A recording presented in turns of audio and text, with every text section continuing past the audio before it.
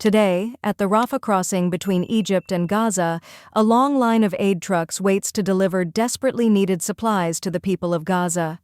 The scene unfolds in the wake of a U.S.-brokered ceasefire, which has temporarily eased hostilities and allowed more humanitarian convoys to approach the border. The United Nations World Food Programme has confirmed that deliveries are ramping up, with dozens of trucks now entering Gaza each day.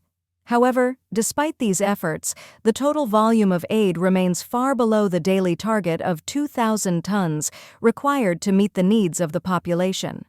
This is especially dire for the north of Gaza, where famine conditions persist and no crossings are currently open for direct delivery. As trucks gather at Rafah, their cargoes of food, water, and medical supplies represent hope for thousands of families cut off from essential resources. Yet, with only 2 entry points open, bottlenecks and logistical hurdles are preventing aid from reaching those who need it most. Aid workers on the ground describe a race against time to avert further tragedy, as every day without adequate supplies brings new suffering to vulnerable communities. Local residents and drivers speak of frustration and exhaustion, having waited for hours or even days at the crossing in hopes that their trucks will be allowed through. Some drivers have made multiple trips, determined to bring as much relief as possible, but many say the process is painfully slow. Aid officials stress that the current flow of trucks, while better than before the ceasefire, is still a fraction of what is needed to address the humanitarian emergency unfolding in Gaza. Footage from Rafah shows lines of brightly colored trucks, each carrying vital goods marked with the logos of international relief agencies.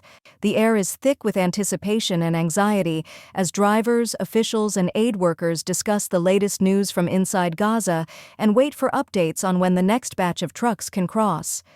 Many speak openly about the challenges: damaged roads, security checks, and overcrowded routes, all of which contribute to delays. For families trapped inside Gaza, the arrival of each truck means a better chance of survival.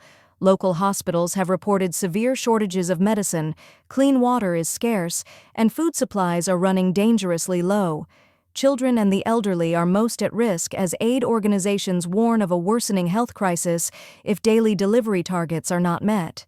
Despite these challenges, humanitarian organizations vow to keep pushing for greater access and more open crossings.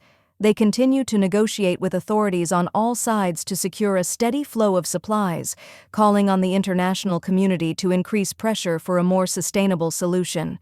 As night falls at the Rafah crossing, the queue of trucks remains, each one representing a lifeline for Gaza's most vulnerable residents. Stay with us for continuing updates on the situation at the Rafah crossing, the status of aid deliveries into Gaza, and the ongoing efforts to address the region's urgent humanitarian needs.